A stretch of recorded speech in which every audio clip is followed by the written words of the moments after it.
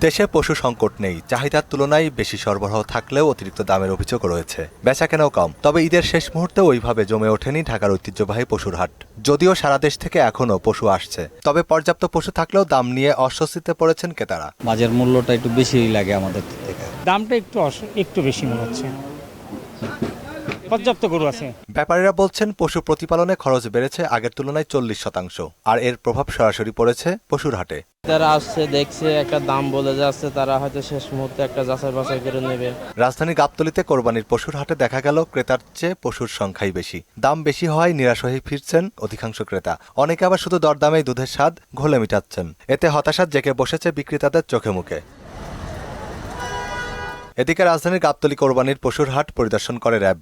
এ সময় হাটের সব ধরনের নিরাপত্তা ব্যবস্থা নেওয়ার কথা জানান র্যাবের আইন ও গণমাধ্যম শাখার পরিচালক আরাফাত ইসলাম। চামড়া নিয়ে কারসাজি করলে তার বিরুদ্ধে আইনগত ব্যবস্থা নেওয়ার কথাও জানান তিনি।